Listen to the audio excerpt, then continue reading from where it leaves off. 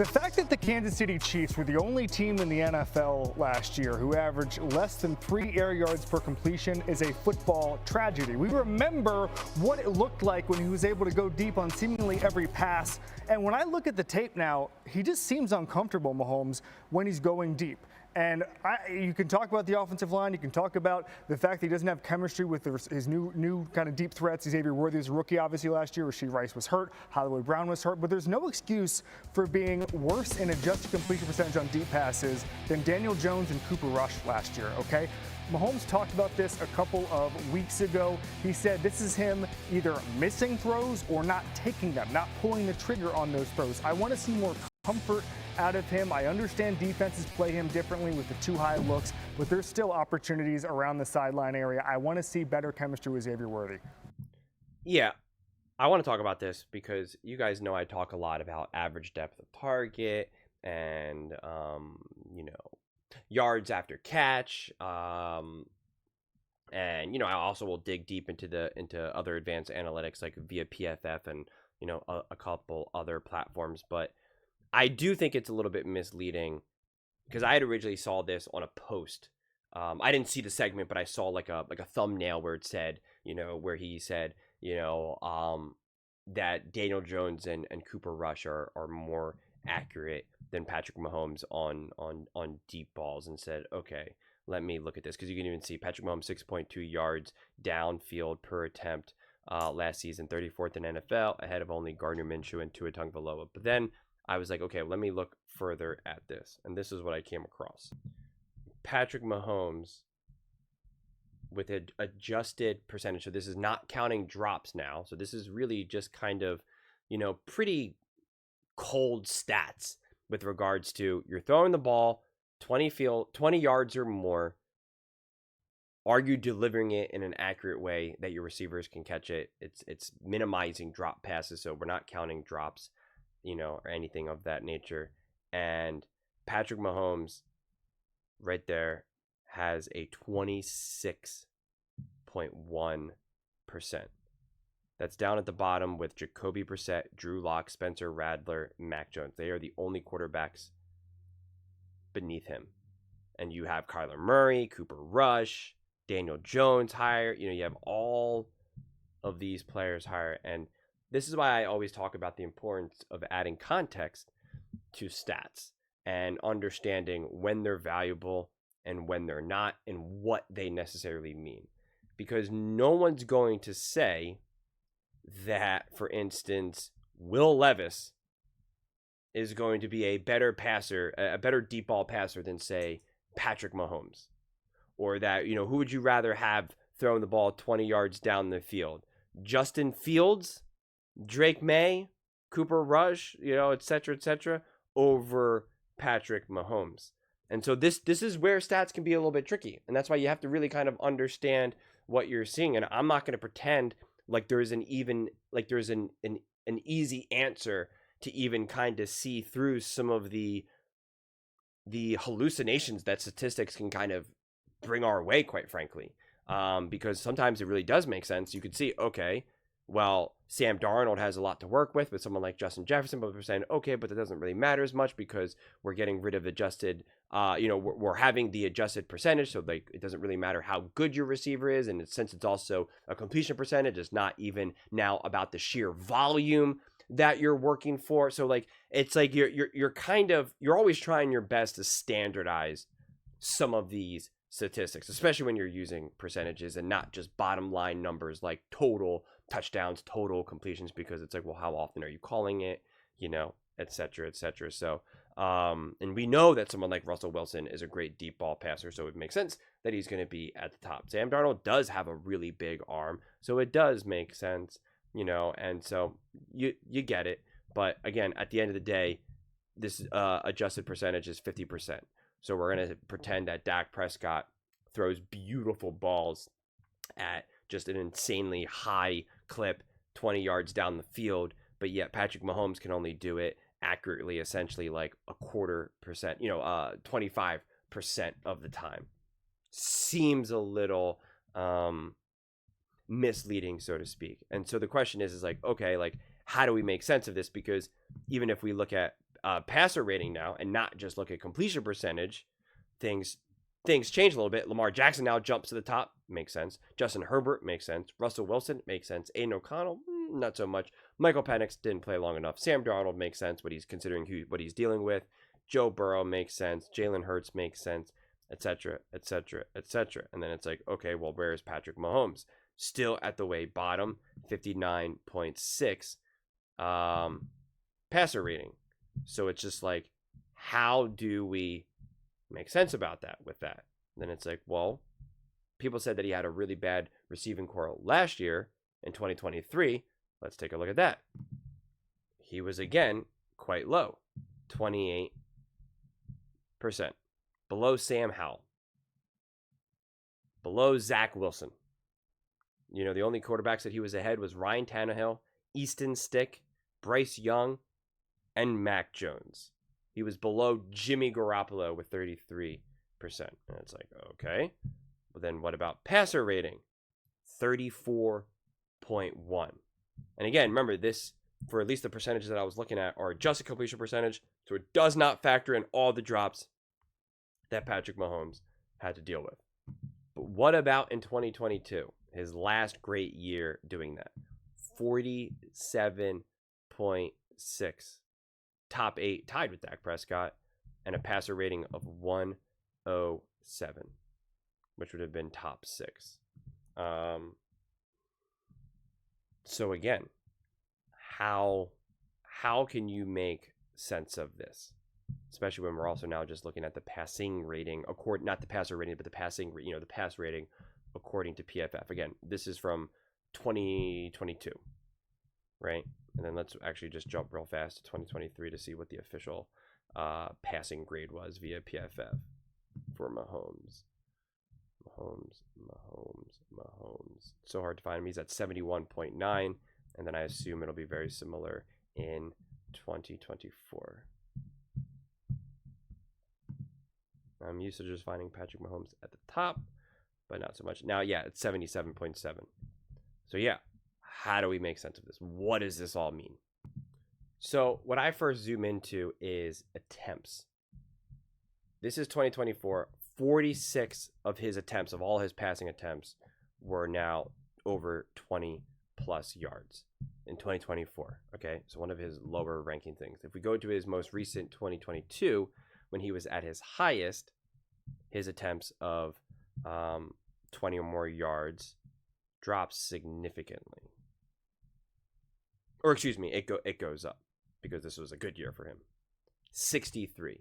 So nearly a difference of 20, which is a huge chunk. When you're dealing with a sample size between 40 to 60, a 20 attempt swing, that's massive. When we're working in the range where some of these guys only have 20 or 30 passes overall over that can be a big swing here. And so to me, what we see is that it's less so about him now just suddenly being inaccurate.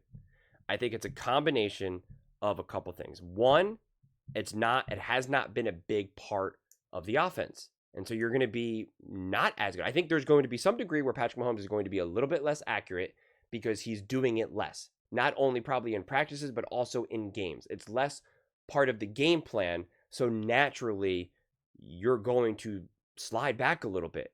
That's just how this works. That's why even the Patrick Mahomeses of the world still have to practice all day, every single day. There is no, well, I'm already this great, I don't got to do anything. They got to just keep practicing again and again and again. Just taking a week off, 2 weeks off can be enough for you to now kind of fall out of rhythm.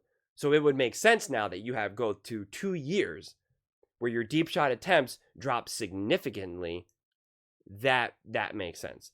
Not to mention that when something is going to be a little bit more foundational to your game, like, again, these deep balls, there's going to be more moments. Now, this can go both ways.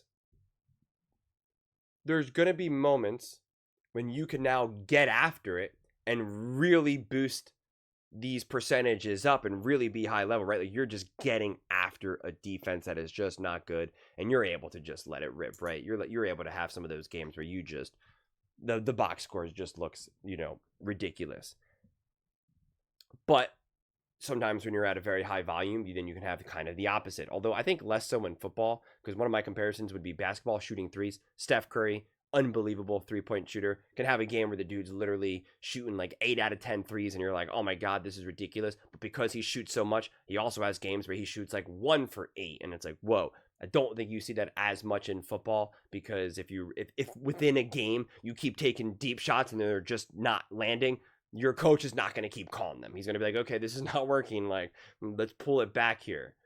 But I do think, though, then just the sample size alone, when it's going to be smaller, you're going to have less attempts.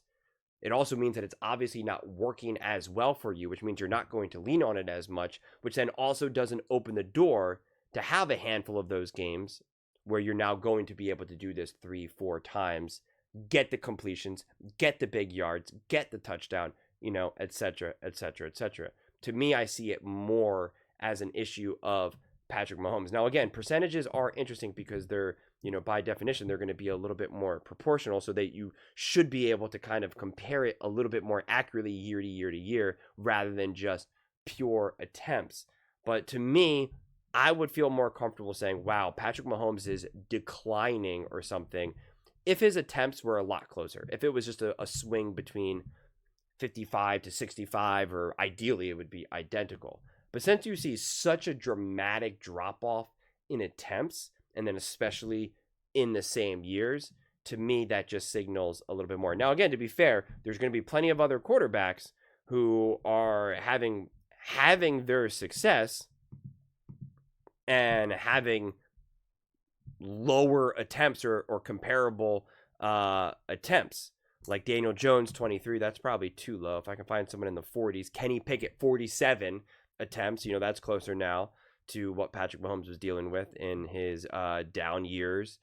But Dak Prescott, 42.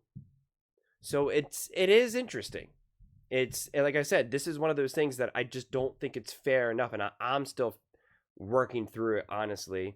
I just don't think it's fair to kind of just drop this line like Cooper Rush and Daniel Jones were more accurate in the deep ball. And it's like, well, yes and no, that's true. But to what degree are we actually talking about here? Daniel Jones had 31 attempts and Cooper Rush had 31 attempts. And when you do have, even though it's adjusted, so you're factoring in the drops and whatnot, if you still have a great wide receiver, like a CD Lamb, for instance, or someone that you can feed the ball, again, you're going to have more opportunities to kind of boost up those stats. It's kind of like, again, to compare it back to shooting threes, you'll have more opportunities of just shooting wide open threes than having shooting threes where you're fading away, falling out of bounds. So, and listen, I use advanced analytics all the time to kind of be like, well, what is Patrick Mahomes doing? Is it as good as people think, et cetera, et cetera, et cetera.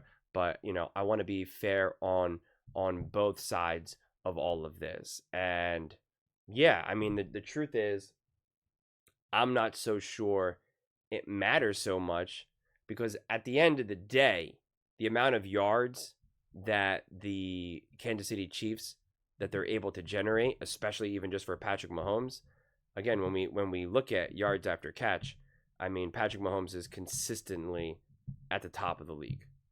Consistently, he was, 2024, he was top 3, easily could have been top 2 if he played, if he didn't miss the one game, the final week.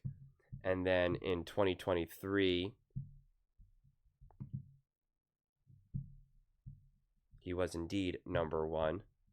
And again, he does this in the same sense.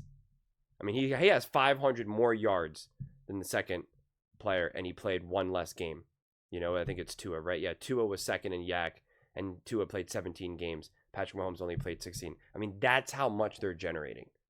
That is more foundational to their offense, especially in the last 2 years. And then when you look at average depth of target, Patrick Mahomes pretty regularly, this is when Joe Burrow was injured, is at the bottom because you see Jake Browning and Joe Burrow kind of split there. But Patrick Mahomes right there. And this was from 2023. And then in 2024, Patrick Mahomes was also,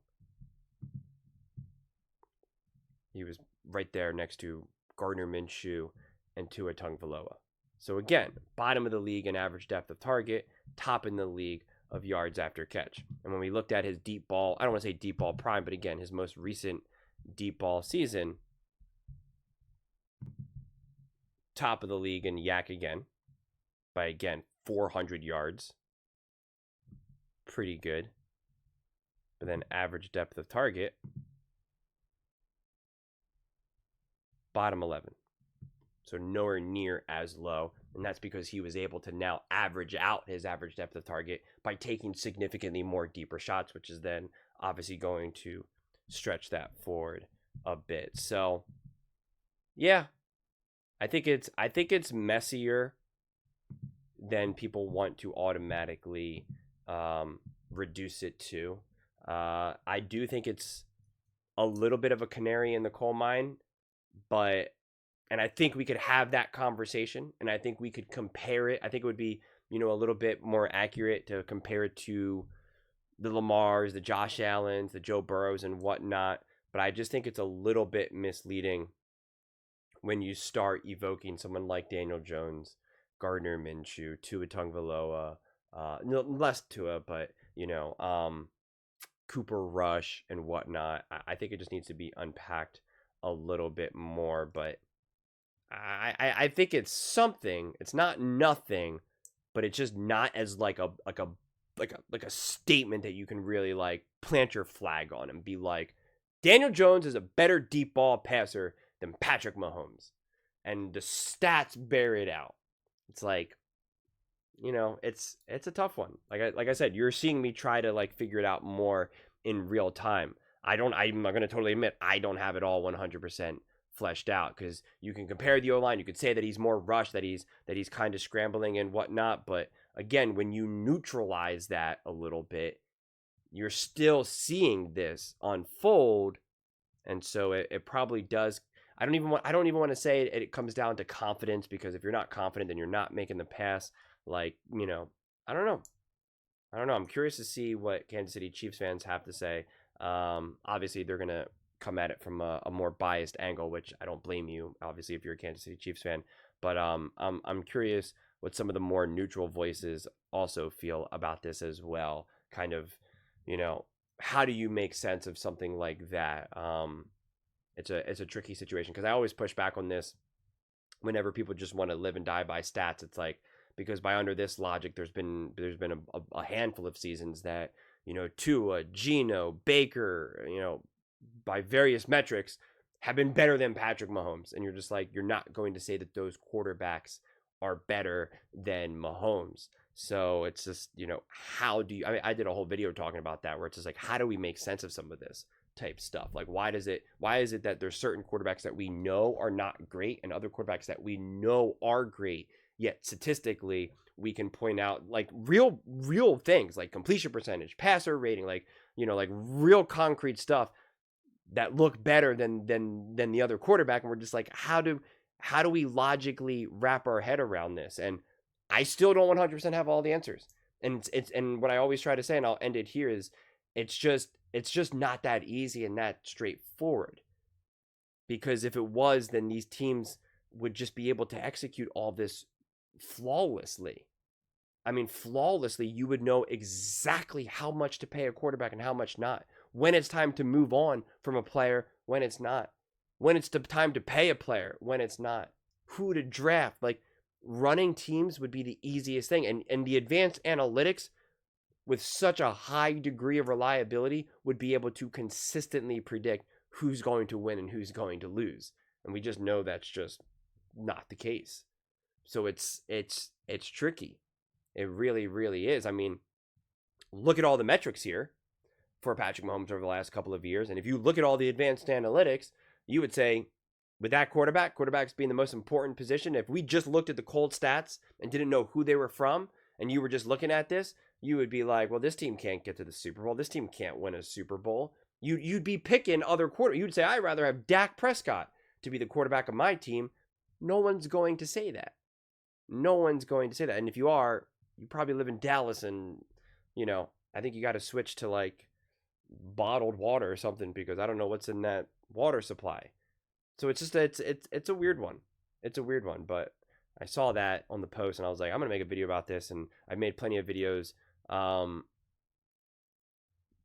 not pulling down Patrick Mahomes, but adding context to Patrick Mahomes' stats, and so I wanted the opportunity to do it on the opposite end and, you know, defend Mahomes here, even if I don't have it fully fleshed out. Honestly, like I said, I'm still trying to make sense of it as accurately as I can. But those are just my thoughts. I'd absolutely love to hear yours. What do you guys all think about Patrick Mahomes and the Kansas City Chiefs? You know, statistically at least, being at the bottom of, you know, stretching the field more. And again, look beyond just the receivers themselves, because again, it's beyond just that. It's beyond just, well, one team has a better receiver than the other. Like that's kind of the whole point of some of these, you know, stats. So I encourage you, if you're going to comment, to kind of look beyond just that, you know, look a little bit deeper. But let me know in the comments below. I read every single comment. So whether you agree with me or disagree with me, either way, let's get in some discussions. Let's get in some fights. But ultimately, let's just have some fun. And please do consider subscribing. We are building an amazing community here. I absolutely love to see you part of it. I want to build something that we all genuinely feel connected to. Something that we're really excited to be part of. I think we're all on our way to doing it. And please don't forget to give this video a thumbs up, as it really does help with the visibility and the algorithm. Thank you so much. See you next time.